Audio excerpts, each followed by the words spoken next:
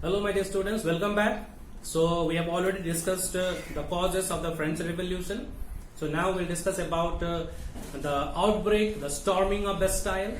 So on 17th of June 1789, remember this date, 17th of June, okay, 1789, the members of the third estate declared that the third estate would constitute itself as a national assembly. Third estate, now they decided to constitute a national assembly to rule their country. So on 20th June 1789, the members of third estate met at a tennis court, court where tennis is played, and took an oath. There they took an oath to separate until a new constitution was drawn up for France. Okay, that means they decided to take an oath not to separate until the new constitution was drawn up for France. This was known as tennis court oath. The people of third estate assembled in a tennis court, and there they took the oath that until the new constitution is framed, we are not going to separate ourselves. So the oath taken in the tennis court came to be known as tennis court oath.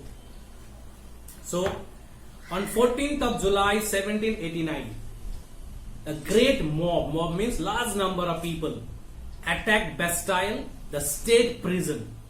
Bastille was a state prison where prisoners were kept over there, where a lot of political prisoners were kept. Who are called political prisoners? Those who went against the king, or those who revolted against the autocratic rule of the king. They were not criminals, they were political prisoners. So they were kept in a prison, in a prison named Bastille.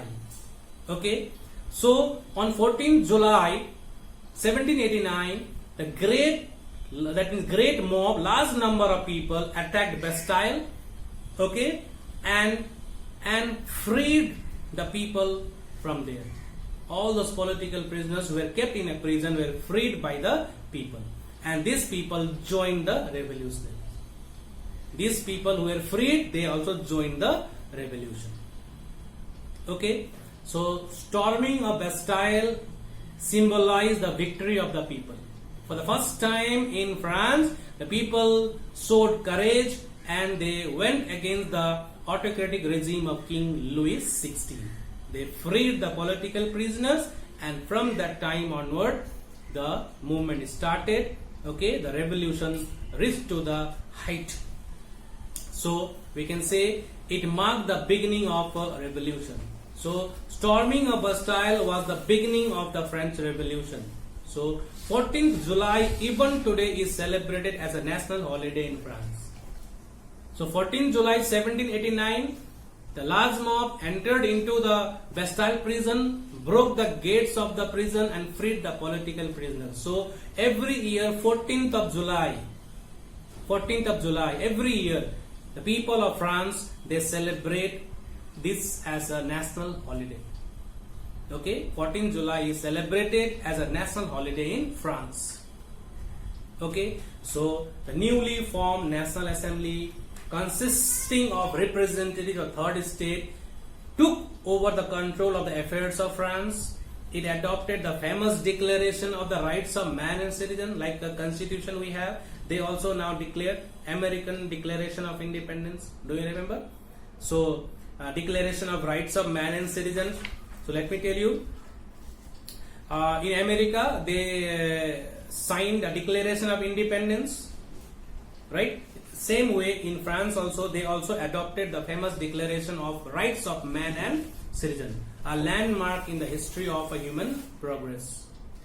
So by 1791, a new constitution was drawn up for France.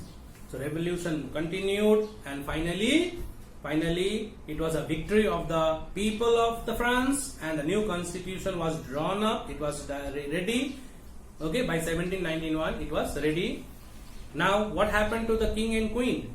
Louis XVI and queen tried to escape to Germany, but were captured and later publicly executed. They tried to escape, they tried to run away, but they were captured and later on publicly they were executed. Both were executed. So with this, monarchy was abolished from France, France became a democratic republic. Before it was monarchy, now it became democratic republic. France now became a democratic republic, and this became possible due to the efforts of the people of the third state, who had strongly determined to free themselves from the autocratic rule of the ancient regime. So finally, France became democratic republic with its own constitution. Now, what were the results of French Revolution? Results of French Revolution. So you can see that Declaration of Rights of Man and Citizen established the following principles. Like all men are born free and have equal rights. Everyone is equal in the eyes of law. The first one, it declared that all men are born free and have equal rights. Everyone is equal in the eyes of law.